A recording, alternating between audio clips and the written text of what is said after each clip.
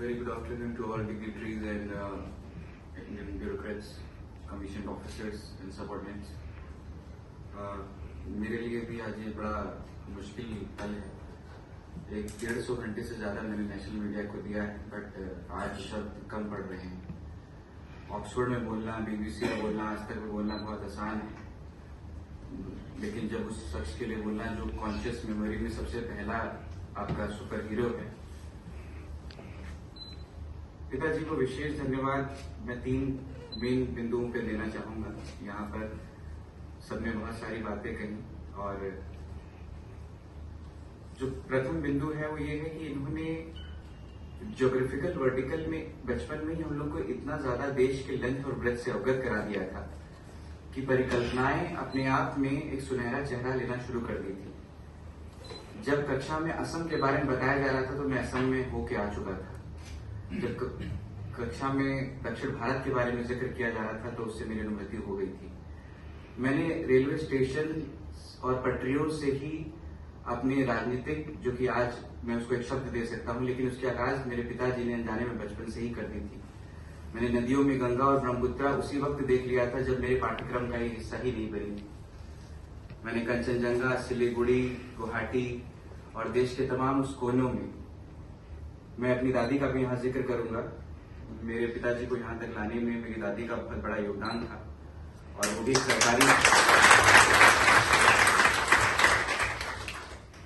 एक सरकारी परिवेश से आई थी, और वो भी मेरे को कहानियों के रूप में बहुत सारी बातें बताती थी। और ये मैं जरूर आकलन कर रहा हूँ कि जरूर पिताजी को भी बताई होंगी कि पिताजी का देश के विभिन्न कोनों में जाने का बहुत बड़ा इच्छा शक्ति रखती थी। सिर्फ भारत की सीमाओं तक ही नहीं, भूटान और बांग्लादेश का भी जिक्र मैंने अपने पिताजी के संबोधनों में देखा है, और उससे ये एक्यूमेंट भी डिराइव हुआ कि विदेश जाना भी एक बहुत बड़ा जीवन में एक बहुत बड़ा बिंदु है, और बाद में चलकर के पिताजी के आशीर्वाद उसको सार्थक है। जहां पर बात मेरे शिक्षा की हुई, आई मैं अहमदाबाद की हुई, बट मैं आप सबको बता दूं और आप अपने ये बात आगे तक बढ़ाइएगा कि शिक्षा विधि में मैं शुरू में बहुत अच्छा नहीं था, और पिताजी ये भी नहीं बोलूंगा, पिताजी उससे बहुत खुश रहते थे, लेकिन असंतोष भाव से उनकी बहुत प्रेरणा मिलती थी कि उनको खुश करने के लिए आज ना कि सिर्फ देश के सर्वोत्तम सर्वश्रेष्ठ कॉलेज से दीक्षांत प्राप्त करने का मौका मिला, बल्कि कोलंबिया और शिकागो विश्वविद्यालय में पिताजी को ही उस संतोष भाव को अवगत कराने के लिए कोशिश अभी भी जारी है, और आज वो चीज पिताजी के आशीर्वाद से है। पिताजी ने हम लोग को बहुत सारे ऐसे अवसर प्रदान किए, जिसमें चाहे क्रिकेट क्लब की बात करूं, चाहे सितार सीखने की, गिटार सीखने की, फुटबॉल कोचिंग की और प्रोजेक्ट्स की और IIT कोचिंग की, और सही मायनों में मैं इन सब में लगातार फेल हुआ, लेकिन कभी भी पिताजी की तरफ से इस चीज का नहीं आया। वो कहावत है, मम्मी ने हमेशा बोला कि पापा कुछ भी कहेंगे लेकिन पढ़ाई के लिए कभी भी पैसा की रोका टोकी नहीं करेंगे, और ये बात सच में है। और आज मैं कोशिश करता हूँ कि मेरे बच्चे भी, मेरे लिए 30 जून तो नहीं आएगा, लेकिन कोशिश करता हूँ कि मेरे बच्चे कभी ना कभी इस बात को जिक्र कर पाए। आज बातें मेरे पिता के बारे में बहुत की गई, बट उस पूरे दौर में मेरी माता का बड़ा विशेष योगदान था।